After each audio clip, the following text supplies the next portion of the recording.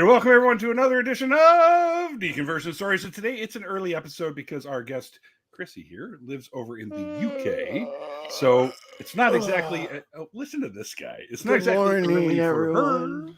but Mr. I stay up all fucking night and managed to make himself present for today's show, which is awesome. I was ready at 11:30 because my dumbass forgot that you meant 12 for you. So I'm here. Yes, 12 for me in the Pacific time zone. But anyways, welcome to the show, Chrissy. Thank you. Thanks for having me. Oh, it's our pleasure. You know what we do here? We chat with folks of how they found their way free of whatever belief systems they were once a part of. Yeah. So I basically just ask our guests to kind of take us back into the days of being indoctrinated and how that went and how you eventually found your way out, like started questioning or had doubts or, and spoke to the right people, maybe watched the right YouTube video and suddenly things started clicking and you were like, wait, this is bullshit. So, yeah. Gonna take us on that journey with you, and if we have questions, we'll be like good students and go, teacher, I got a question. I'll just yell out. Yeah, he'll be all rude and shit. So That's cool. Oh, before, no hold on. Before we go live, I just want to show this. Every year, as you know, Starbucks does a Christmas cup, right? Well, so does Tim Hortons here in Canada. Hey. This year's Timmy's cup has a Christmassy sweater, and it says there's snow place like Tim's. With a little maple leaf on there. How Canadian. Yes, well, that might be the most Canadian thing I've ever seen. The lid has a maple leaf. For jeez. Yep, it's official. That's the most Canadian thing on the planet right now. Right now it is, yes. All right, sorry, Chrissy, carry on. It's fine. Okay, cool. So probably I want to start maybe going back to where it all began. So I was kind of born and raised in a Christian home. I would say an evangelical stroke Pentecostal belief system. And I had, my dad was a pastor. So my dad ran a church. Yeah. So I was kind of forced into going to church up until the age of about. Did you not want to go? Like, were you not like?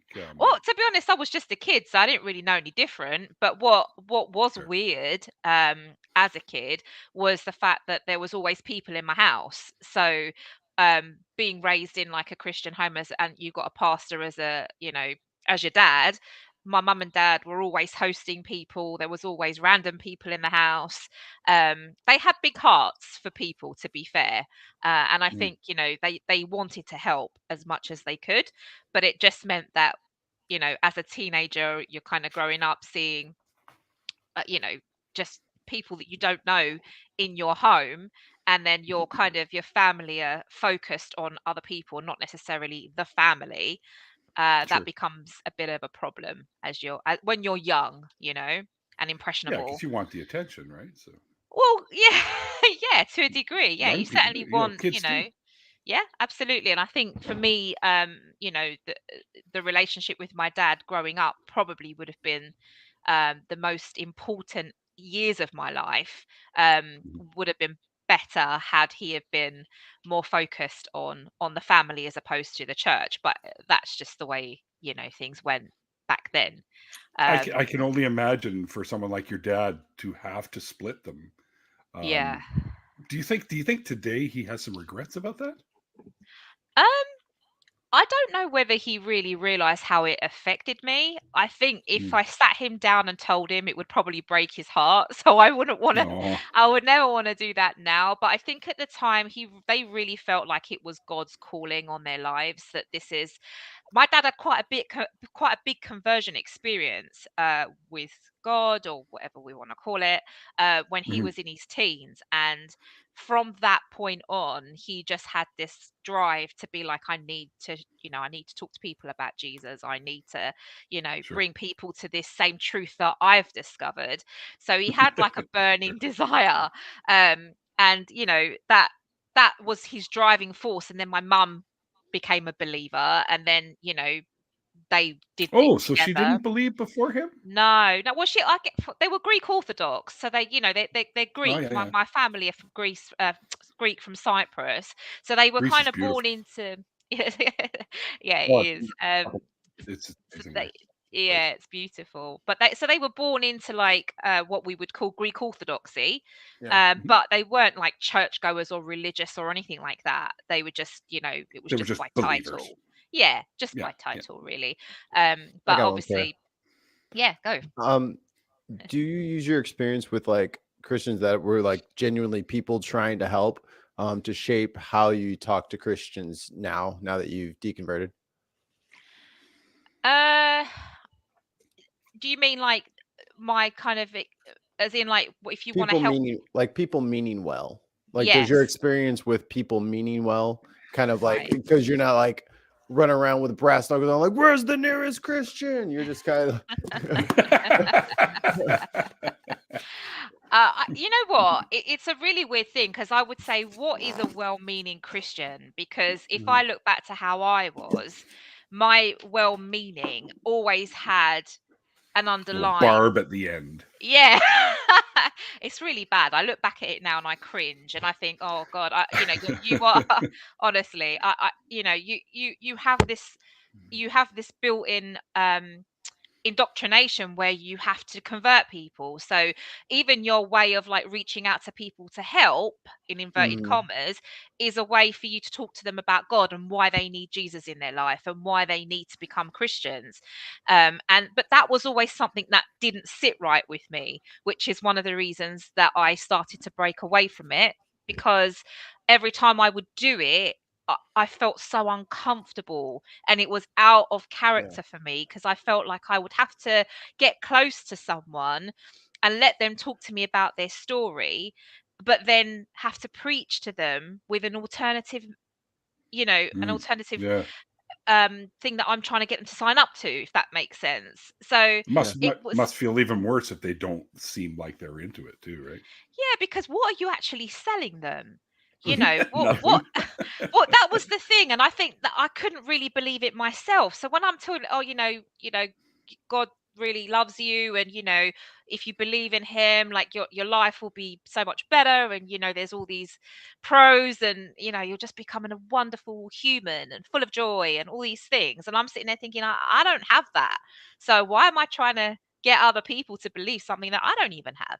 But Right. it's Right. just part of what you're meant to do. So yeah, I The don't really calling. think, yeah, I don't, Mm. I'm really suspicious of anyone that says they're well-meaning Christians. Really, I am.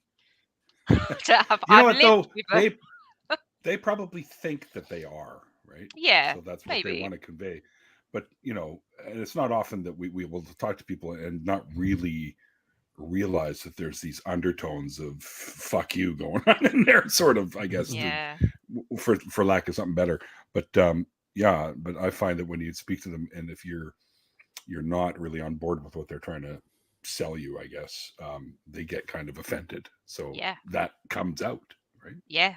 100%. And you will meet people that have got alternative views, and they're not Yep. necessarily going to buy into why you believe in Christ and why, what you're trying to sell.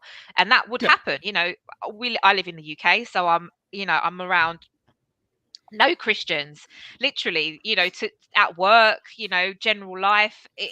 I don't remember the last time I actually met someone that would call themselves a Christian. So it's quite it's not a country where you're full of, religion in terms of Christianity. So when I was talking to people, it's normally people that didn't really have a belief system, or if they did, it might be a Muslim, or it might be someone that was Jewish, or it might be someone that was a Jehovah's Witness or I was something like Jewish. that. Oh, are you? Oh, there you go. Yeah. There you go. So yeah, it was always harder, far harder to talk to people that had no awareness of God at all, or hadn't even thought about it, and suddenly like there's me telling them why they need him. So well, I was perfectly I'm fine sorry, until need you came who? along. What? Yeah. What's his email? I'll get in touch with him. Well, yeah, just have him follow me on Twitter, I guess. Jesus, you said his name was? Yeah. Hey, don't Yeah. laugh. Here in Canada, when it's Christmas time, you can actually send Santa mail here in Canada, and his postal code, which is because we have letters and numbers like you do in England. 6666. No, it's HOHOHO. Ho ho ho. Cheesy. Does he So actually get the there. mail though? That's the question. Yeah. No, for some reason it comes to my place. I don't know. Oh dear. Christmas is very expensive for me. I was I going to say, bet. notice Neil never streams on Christmas. Just saying. Coincidence? Just saying. I think not. The real name is Hebrew Claus, by the way. Hebrew claws.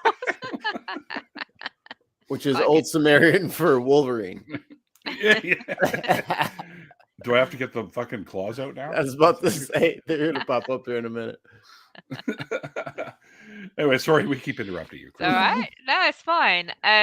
So yeah, then I'll fast forward to, being an adult, and this time round I'm kind of in a church. Yeah. Because this is where it gets interesting. I'm in a church at this point, which was I was probably like I'd say my mid-20s at this point. And my sister was with me, and it was a very vibrant church, like lots of young people.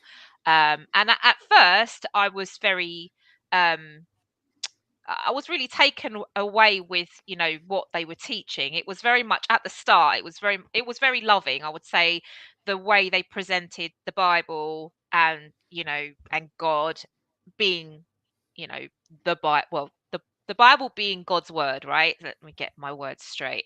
So basically, the Bible wasn't infallible. It was literally the word of God. It had to be taken literally. And yeah, I know. Including the part about the firmament being over top of the earth and the stars that hung from the firmament just over the mountains. Yeah, there'd be an explanation for that though, because there always was. Anything I'm sure that- odd that didn't make any sense, there's someone that always has an explanation for why it's in there, right? Well, I just uncovered a piece of the firmament trapped in permafrost. Now, if you can just give us $70 million, we'll start our excavation up there. boy. Dear. So yeah, going to this church now, and it was quite a small church, it wasn't particularly big, and yeah, everything was fine for a few years, and then I would say probably about 6 years in, the doctrine started to change, and the pastor began to teach a lot of more kind of hellfire doctrine, but not in a way that is like traditional, like you would hear, you're going to burn in hell type thing. But it was very much about the world being a dark place, and everything was satanic and demonic, and they were very Satanic panic. yeah, they were very supernatural, and believed in the supernatural, and so did my parents, especially my mum. My mum was quite into the supernatural, and everything around you was just either evil or if you didn't have God in your life, you had to just literally like watch your back. Everything was bad.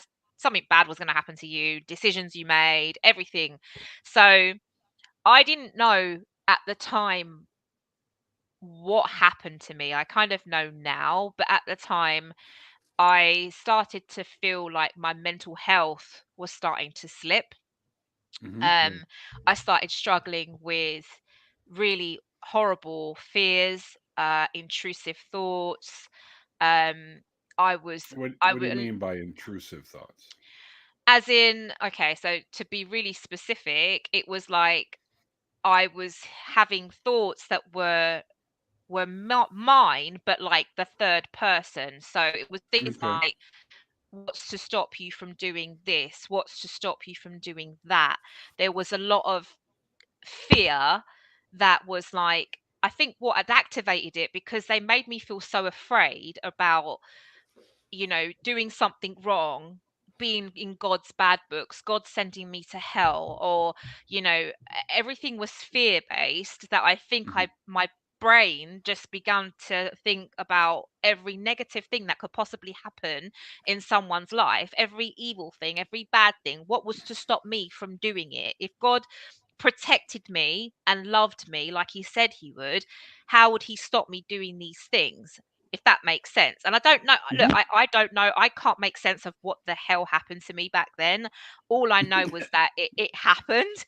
And I Yeah. think maybe my brain was trying to process what I was being taught with logic, and I didn't know at the time what was happening. I was quite young. I didn't know anything about mental health. This was years ago, right? So we Mhm. didn't have things like Instagram and YouTube where we could like search things and be like, oh, what's happening to me right now? I told a couple of people in the church what was happening to me. And I was told that, God was testing me, that I was going through a trial, that the devil was being allowed to have his way with me, but not to be afraid because I'll be, God will have my back in the end. But I'm like, but I don't understand how will that happen, because I don't feel like my mind is my own. Right. And literally, I that's the only way I can describe it. It was like someone had literally got my mind, and it just wasn't mine. I couldn't think, I couldn't function. I was scared to go out. I was scared to be around people. Mm. But yeah, I had to go to work and do normal things, but I was like a zombie. So I would go into work and I had no way of compute. I didn't know what was real. It got to the point where, and Yeah. it sounds crazy now talking about it, but this is the truth, right? I could watch something on TV and I didn't know what was real and what wasn't. I could watch a cartoon and I wasn't sure if that was real and it wasn't. That's how fucked up my mind was. I was Wow. really, yeah, I was in a very, very dark place. And most of it was, I felt completely abandoned. I felt abandoned by God. I felt abandoned by everything that I was taught to believe, that Mhm. this loving God was here to love me and protect me. I'm now feeling, well, where the fuck is he? Where is he? If he loves me and he cares for me, why am I going through this? Why Right. is And I this need happening him. to me? And I couldn't understand it. Um, Were you praying? so I was praying. I kept Yeah. a journal. I actually kept a journal. Oh, wow. Yeah, and to be honest with you, I hadn't opened it in what, 9 years, and a few months ago I opened it just to have a look and see what I was writing, because I really was writing in the thick of the darkness. And some of the stuff I wrote, I was, because I'd forgotten a lot of it. Mhm. I was literally, it's like Pandora's box. I was like, whoa, oh my God. I was really in a state, and I couldn't read it. I couldn't read anymore. I just put it away. I just thought, God, it's just too deep. It's too deep, and it's too scary to think back to what my life was like back then. Did Um, but yeah, did you sort of look at it and think, "Holy crap, I don't really remember thinking like that," or was it like was it shocking to you? I guess. some of it was because I'd forgotten some of it. Yeah, yeah. Some of the physical sensations that I would have that I could explain, like I'd written down that I was on I was at a train station, and I was waiting. I was actually a tube station, and I was waiting for the tube, and I felt like something had jerked me forward. Um, and That'd be like the brakes. no, as in like I felt like something had pushed me. I wasn't Oh, on yeah, the okay. tube. I was waiting to board the tube, so I was waiting at the platform, and I felt like Oh. something had pushed me. Yeah, and my sister's friend was there, and she caught me. It Oh was my weird. God. Yeah, it was stuff like that. Now, and I was just, Onto the tracks. onto the tracks, Um, onto the tracks. It So wasn't then your there was sister's friend going, "Psych," and then grabbing you. Come oh here. my, No. that is no, no, never funny. Whoever does that no, it as a wasn't joke, you're a funny. bad person. That is Yeah, I not mean, Okay. funny. she didn't push me. She kind of grabbed, because she saw me fall, like go to fall, but she grabbed Yeah. Mhm. me. But in my mind, I felt like something had pushed me, like i.e. something supernatural had pushed me. So that was Wow. where my mind was at, right? And like I say, I really can't explain everything that happened during that time. Sure. I was feeling things, I was sensing things. Everything about me was just on alert to think what was going on, because obviously in my mind I'm being told it's demons that are after me. It's Yeah. uh, and there's all this Those stuff going pesky on, demons. these pesky demons.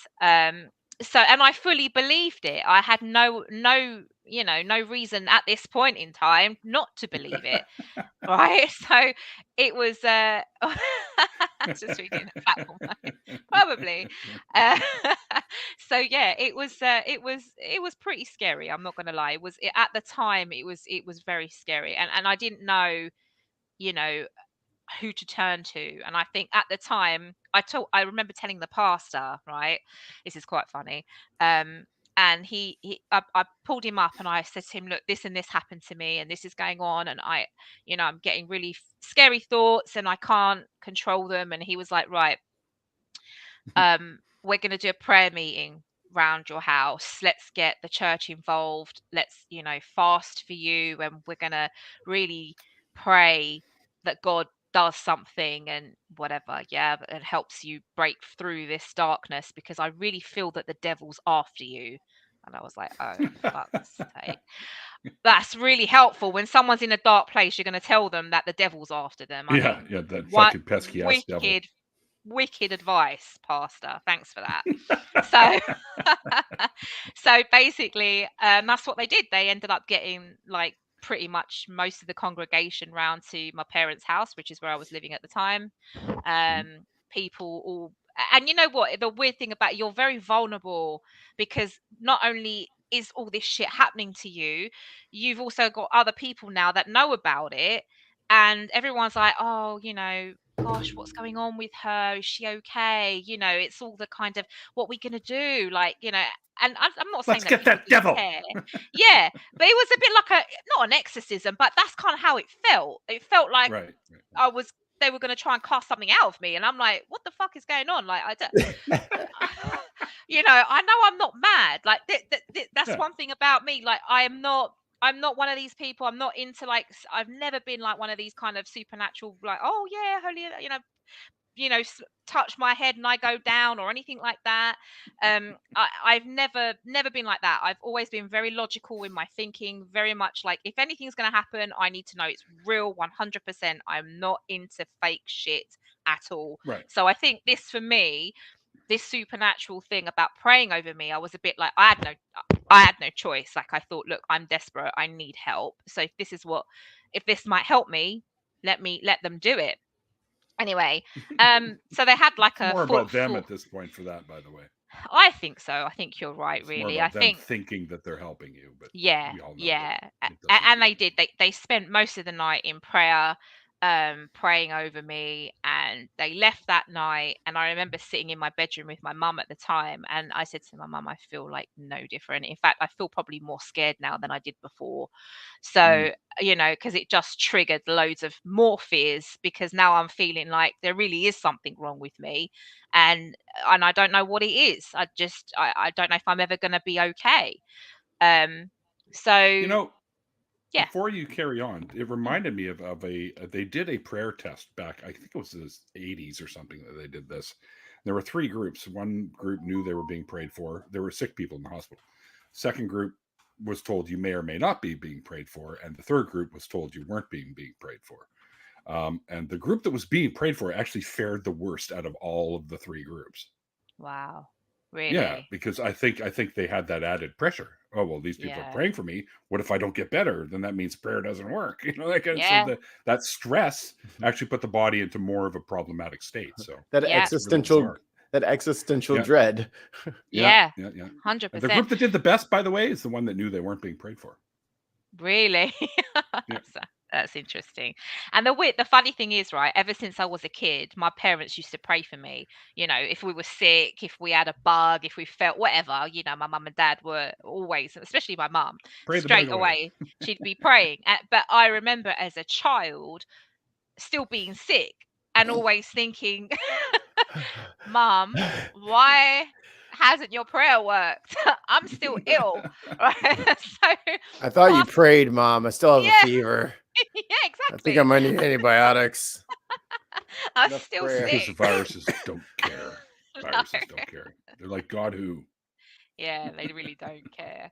So so yeah, that went on for a little while, and then what I ended up finding was every time I would walk into the church on a Sunday, um I was so petrified about the message I would hear that I would shake. I'd go into like my whole body would go, my whole nervous system would go into like panic mode, and I would be shaking, I'd be fearful, I'd have like stress, I couldn't breathe because I was just so afraid. Um and it got to the point where I just thought, I, I can't do this anymore. Like I just can't. And my husband at the time, I'm divorced now, but at the time I was married, and he was in the church, and we led the worship team, and us leaving was huge because we did everything. We were the ones that got there early. We set up the chairs, we did this, we Yeah. did that, we did the worship, we cleaned everything. That we were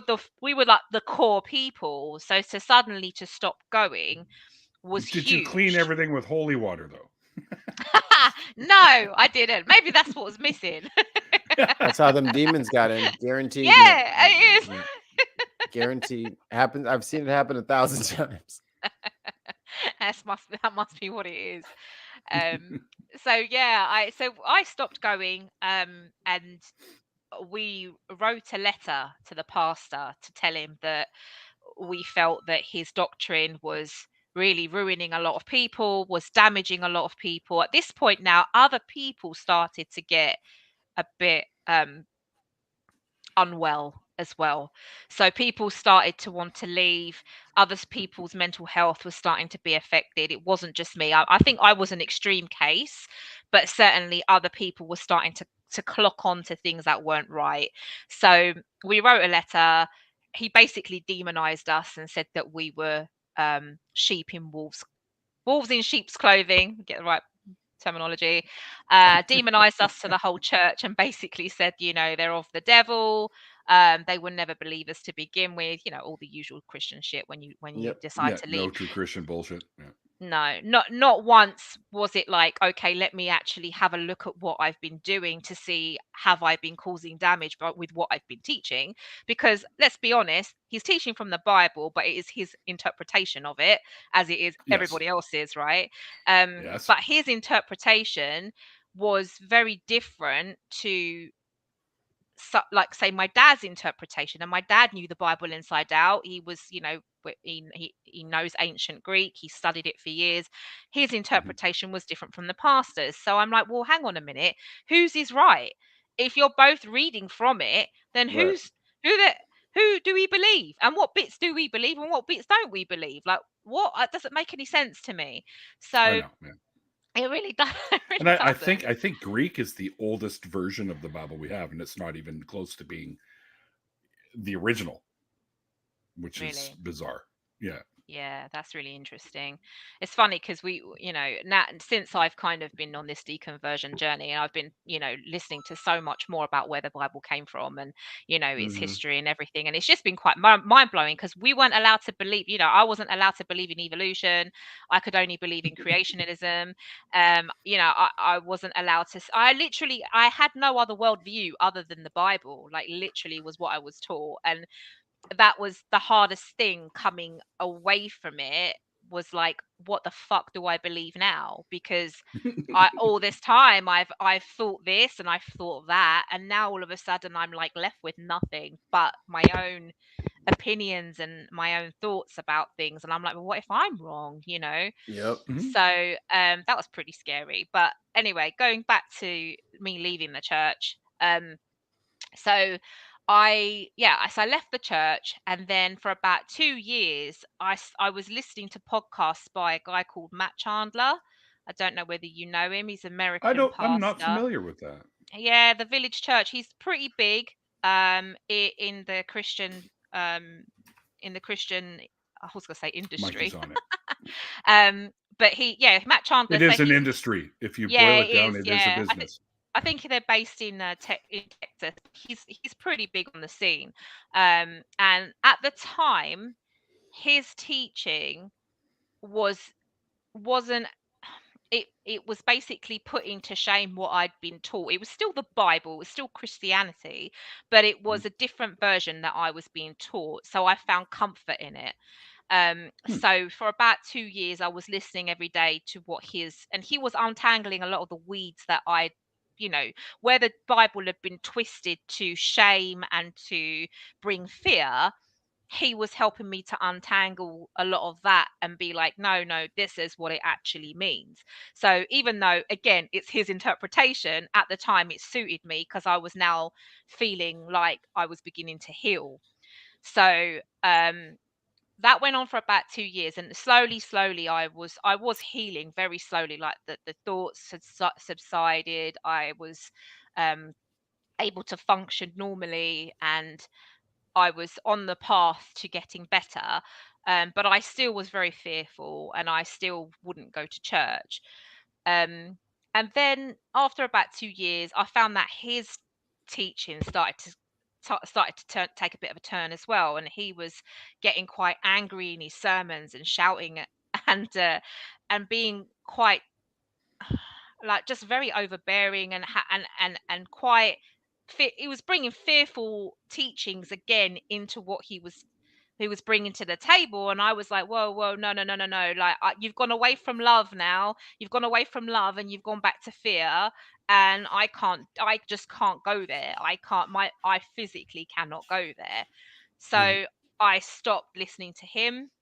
Then I joined another church that my parents were going to for a little while, and I was there for a little while, but the same thing kept happening. I kept going, feeling very scared, feeling very like overwhelmed, and like I just can't do this. I just can't do this. But like my body was saying one thing, but my mind was saying another. Like my body was saying, "Get the fuck out of there," but my mind was like, "No, I have to be here. I need to hear God's word. I need this." And at the time, that my whole life had been God, so I kind of didn't know any different, and I was scared to know what the unknown was. Right. So yeah, so then after I was at that particular church for a little while, and again different style of teaching, and then I was just like, I just can't do this anymore, so I just stopped going completely.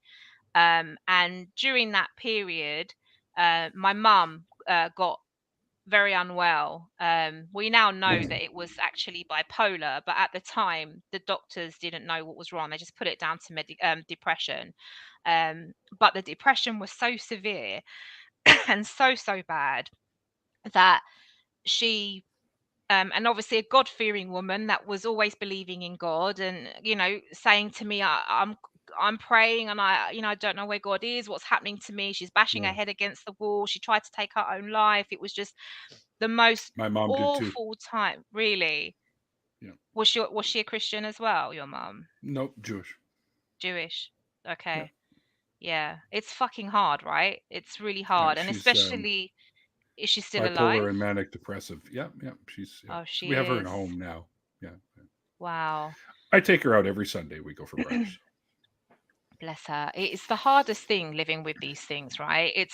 My mum struggled with it to the point where the thing is, I know you probably know this, Neil. If you're bipolar and you give a bipolar patient antidepressants, depending on the severity of their bipolar, it can actually make someone much worse. Yes. Now, we didn't know that she had bipolar. We've actually only discovered it more recent times because my sister's been doing some research. She lives in San Diego, so she's been speaking to some people. But at the time, our doctors here, she was seen by psychiatrists and all sorts, and they were just like, yeah, depression. Didn't run any tests because she was a bit older. She was like 70. And anyway, because of the way she wasn't taking care of herself because of the depression, she ended up getting other ailments, which she ended up in hospital. And then within like 2 weeks, my mum had passed away. And I watched the entire thing up until her death, then seeing her, dead in a hospital bed, and watching all of that, I think for me was just the final nail on the coffin. because at that point I was like, you just can't tell me that this is fair, that this is acceptable, that this is normal. When someone is saying, help me, help me, help me, I can't do this anymore, I'm in pain, I'm in agony, I need, and there's nothing, there's no answers from above, right? There's no Nope. comfort, there's no peace, there's nothing. And this is a woman, like, my mum was fully devout, gave her whole life to God, to the church, really had such a love for Jesus. And we're watching this all unfold, and I just couldn't, the suffering was just too much. So since then, it made me start to question. And I think I went to see her in the Chapel of Rest, which is what we call it over here. I don't know if you guys have the same thing in the States. But when they pass away, you can go and see them before they bury them. And I think I went into the room where my mum was, and they dressed her, and she was in an open casket. And I think I looked down at her, and the first thought was, where has she gone? Like, my mum's lying there, but who was my mum? Did she have a Where did that soul? part go? Yeah. Yeah. Did she have a soul? Did she have a spirit? Where is No. she? And no, but the more I was looking at her like that, the more these thoughts were kind of coming, because I was like, I've never been in this situation before, right? I've never seen death like that so personally, my own mom, and but you're looking at them and they're not there. And it's just the most bizarre thing. Unless you've experienced it, I think it's really hard to I have convey. a Yeah, few it's times. really, it's horrible. It's just the worst thing, because you're just looking at someone that you love, and and you're just like, they're not what I could like touch her and be like, mommy, you, like, wake up, Yeah, like, and she there's just no looked like she, response, no nothing. And like I'm like, not even where are acknowledgement. they? Yeah, Yeah. like, Gone. why Gone. are they dead? Why are they not here? And I think that was kind of where I started to really, the questions started to build more and more and more and more. Then after the funeral, and then I was just like, no, this is I can't believe this anymore. Like, this is too weird. There's just too many unknowns that I'm okay with. Like, every time I would speak to people that were like about my mum, it's like, oh, God will wipe away every tear.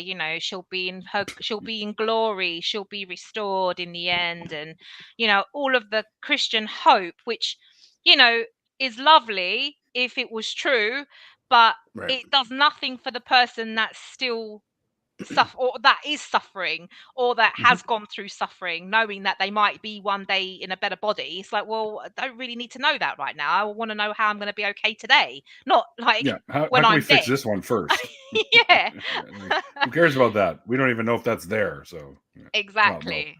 we kind of do know that there isn't an afterlife. But anyways, Yeah, but at the time, I didn't know that. That was all I knew, was like, is she in heaven? And then I had other people saying, oh, I'm sure your mum, sure she's in heaven. And oh, are you sure? Like, do you really think your mum's gone to heaven? Are you sure about that? And I'm like, are you really trying to question? You trying to tell me that you think my mum's gone to hell?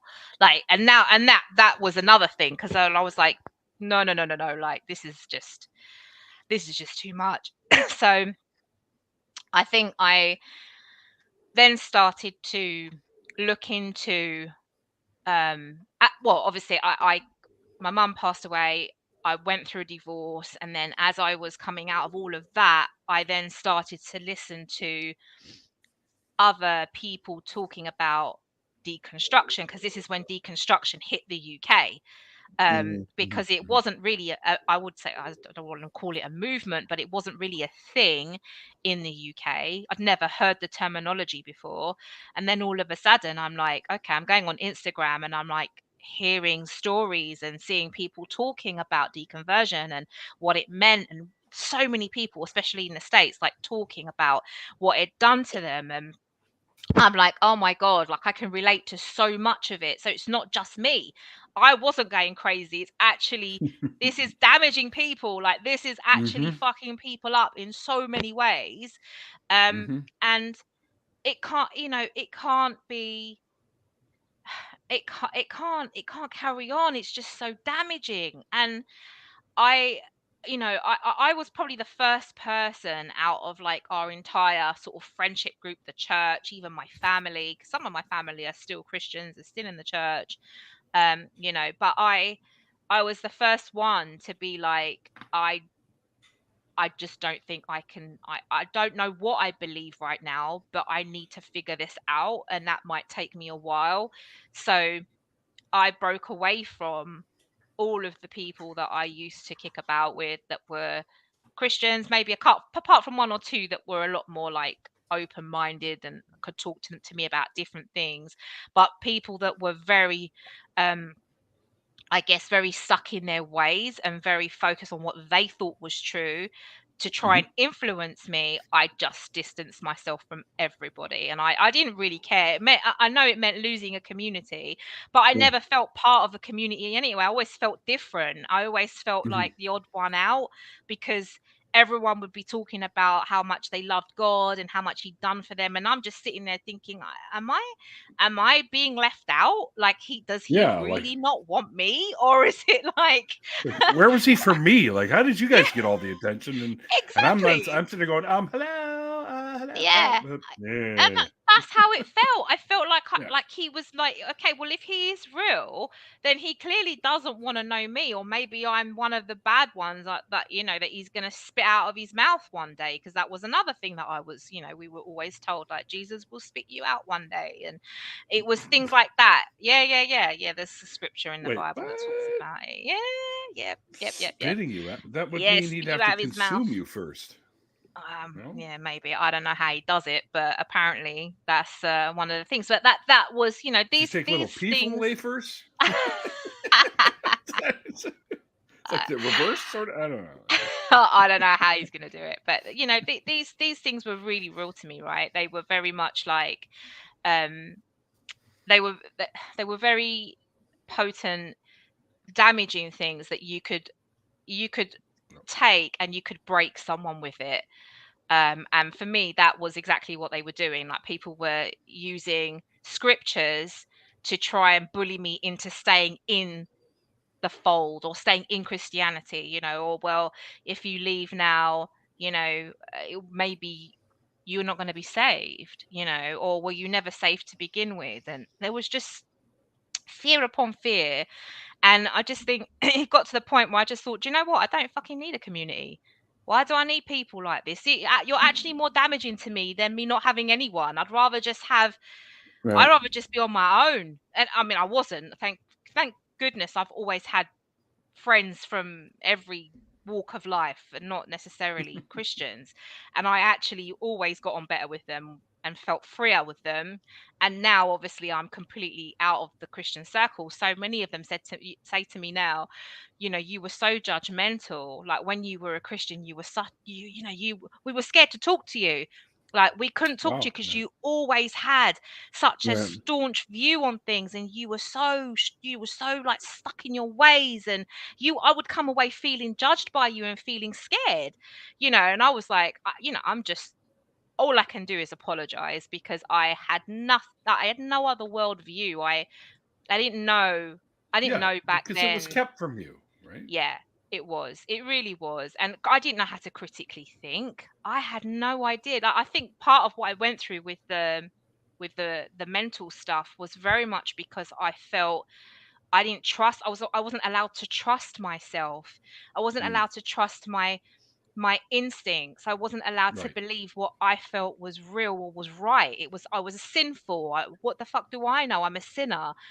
Only what God says is what counts. Damn So there was sinners. all of this. Yeah, I mean, like, when you unpack it, and unpick what people take in and believe and live by, it is really just, it's so sad. It's heartbreaking, really, because I think, how much of my life did I waste in Yeah, this dark that's one of the place? biggest things.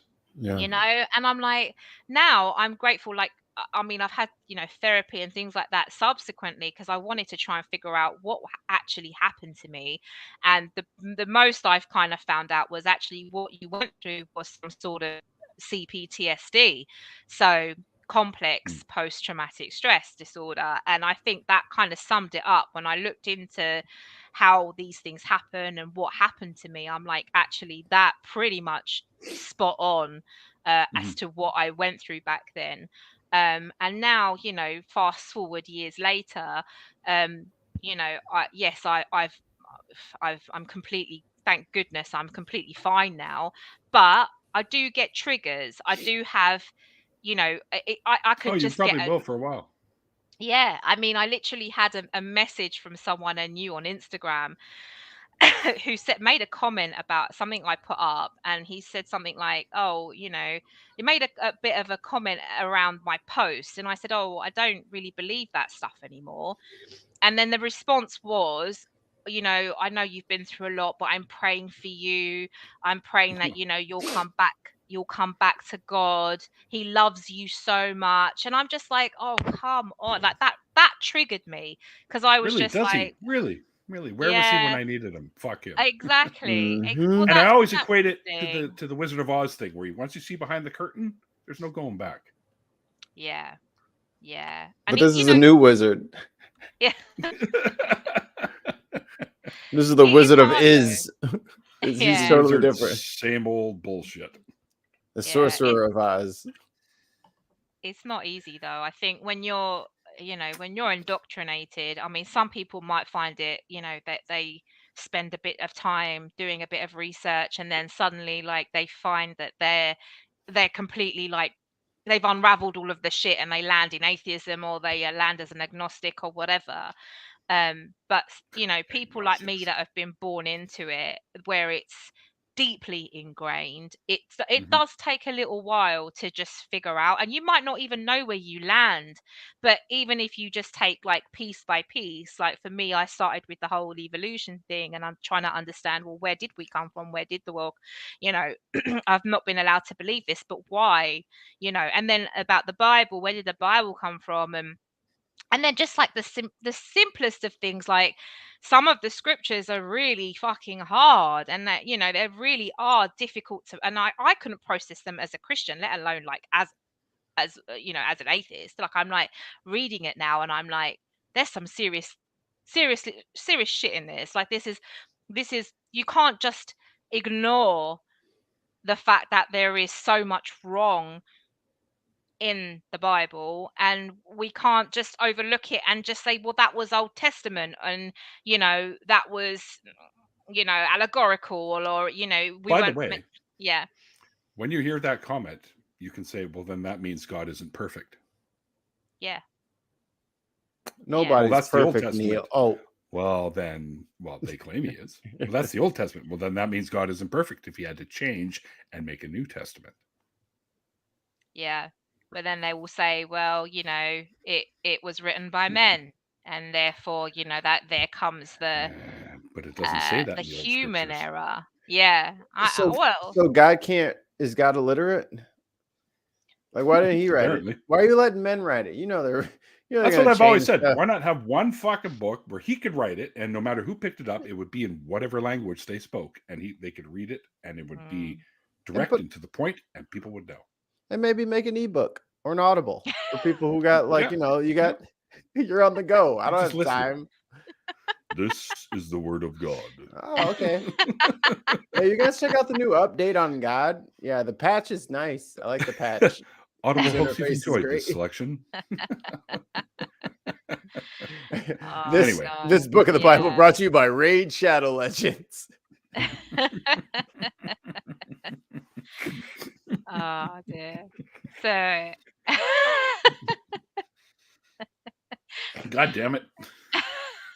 Brought to you by MeUndies. This is the book of Jeremiah. I don't know if that's a book.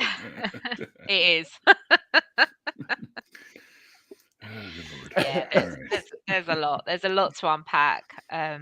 This stuff is deep. It's not something that you can even try and break it down and try and figure out why we even believe the stuff that we do. And I think the hard thing is that you have so many different schools of thoughts, right? Hence why there's so many denominations, because everyone's got an opinion, right? And even scholars, they have different opinions, and you get to that point where you just think, well, am I not to trust my own opinion? Like, if I read something and it doesn't sit right with me, does that mean that my opinion's wrong and I need to just believe what someone else is telling me that how I should interpret it?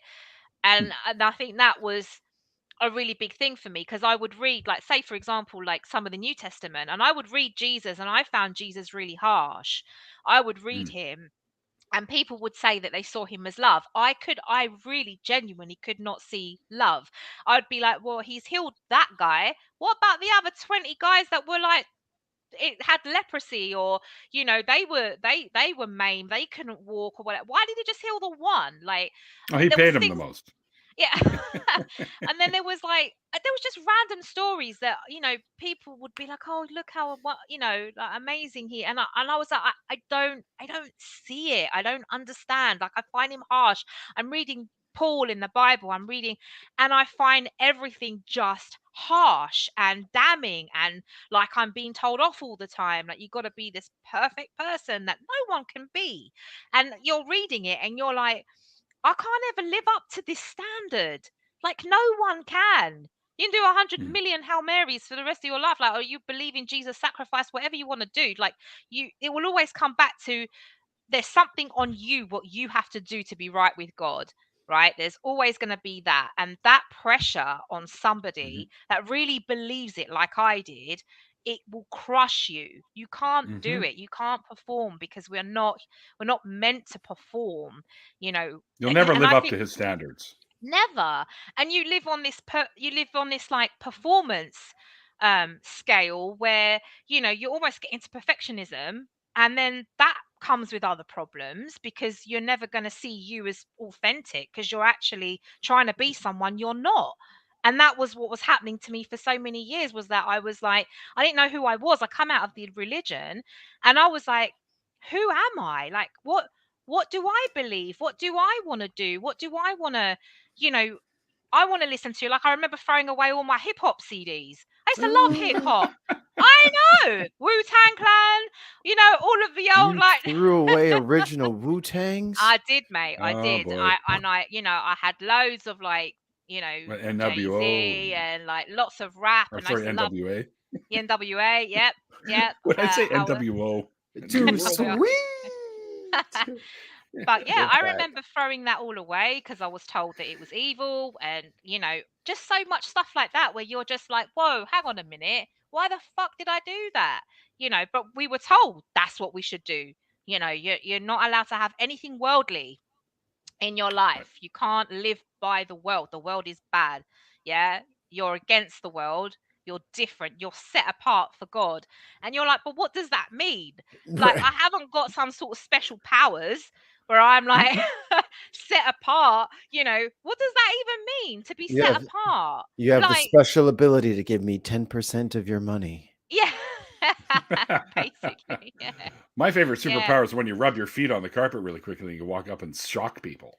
That's Like, not funny. This little asshole behind me is a damn tactical nuclear bomb when it gets dry in the winter. He will blast you across the. He launched the cat into the drywall last week. It's like a very little cute, though. He's cute. free to a good home. Zero. Free to go down. Send him over here. I'll have him. So yeah. But He you might were be the you, next you're prime you, minister. Chrissy, by the way. You're Mm. you're just you, but without all the baggage from religious belief. Yeah. Yeah, I am. And you know what? It's taken a while. It's taken a while to just be like fully free. But I think when my mum passed, I just developed a very much like a fuck it attitude. I just thought, you know what? I don't care what people think. I don't care anymore. I've seen enough, been through enough. I Exactly. really don't care like what people make of it. I need to live for me.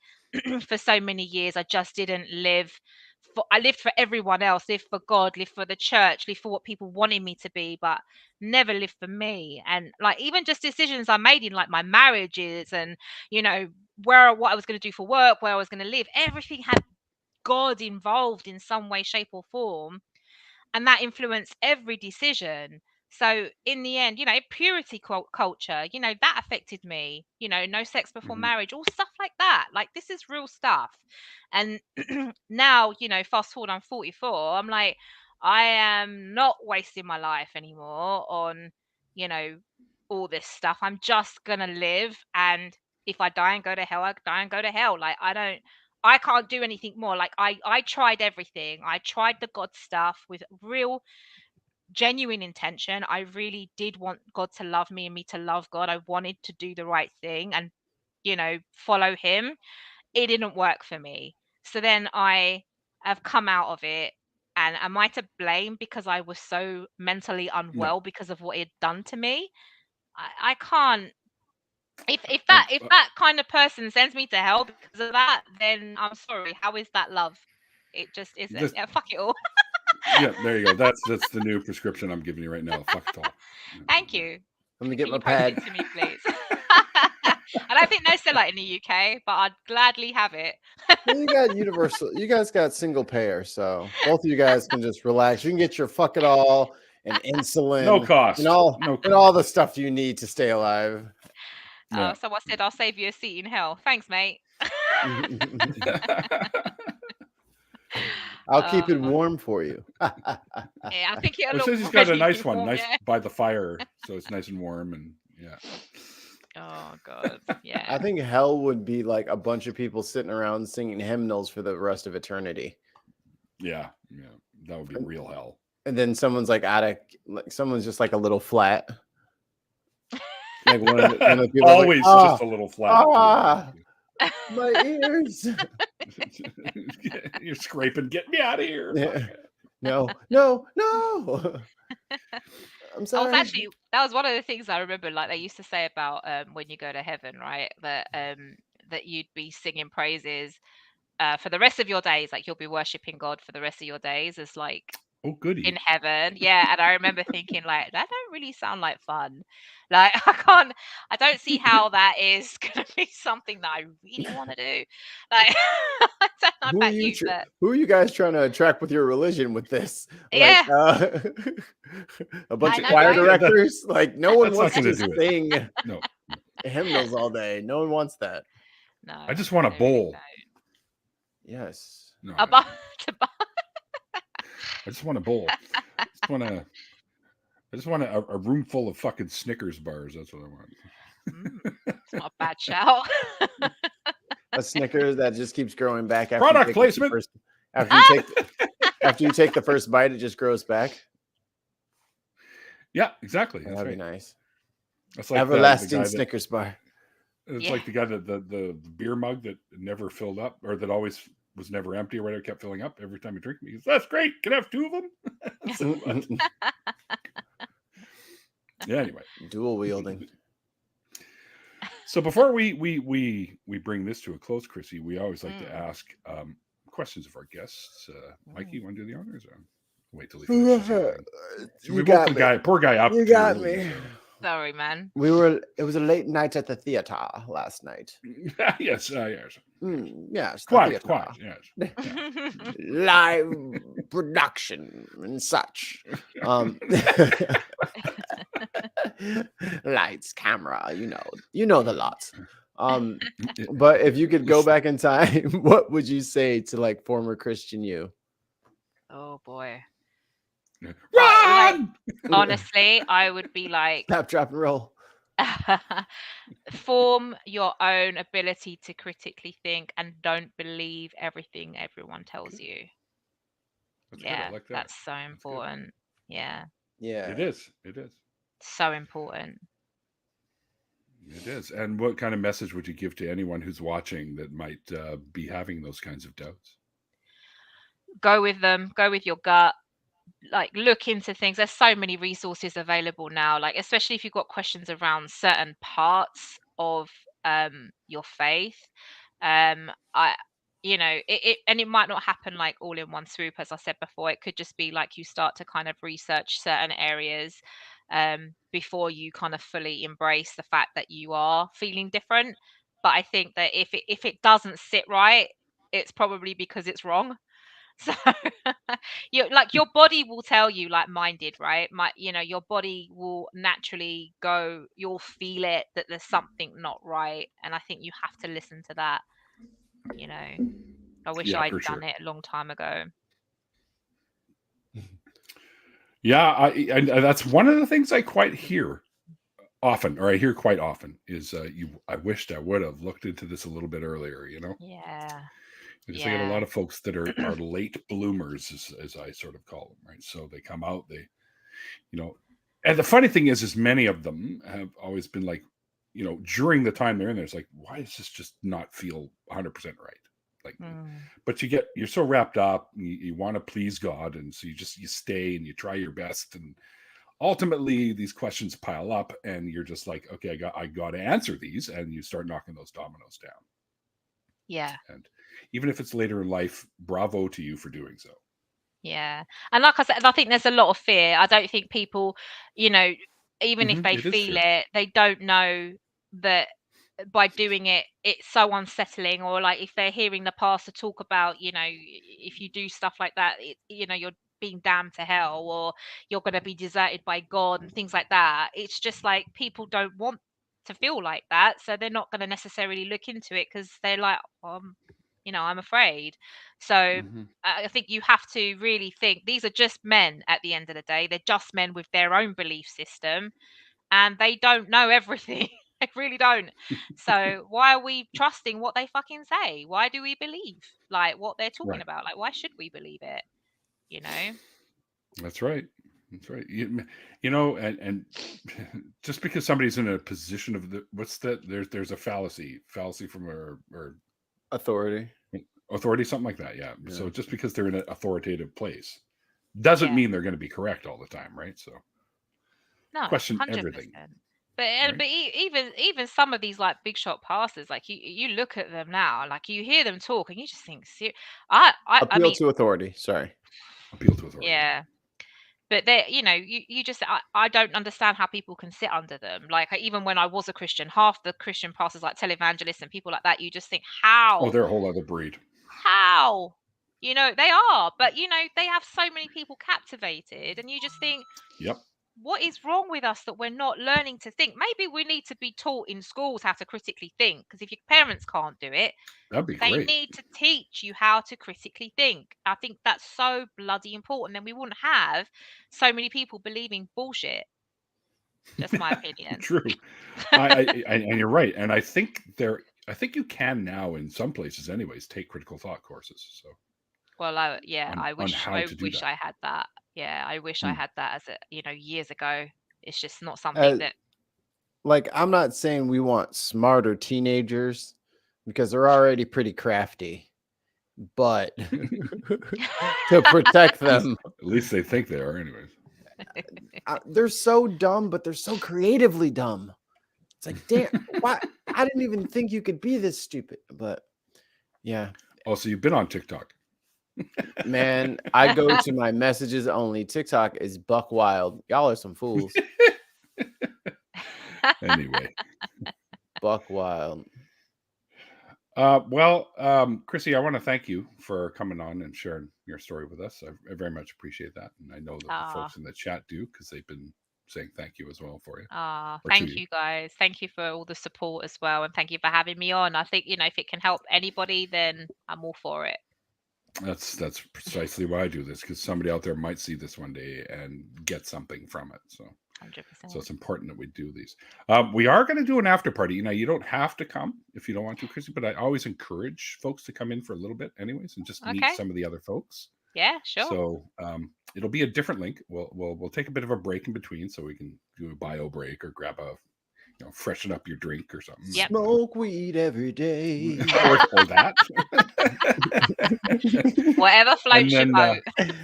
Exactly. So in about a little under a half hour or so, we'll go live with an after party. So cool.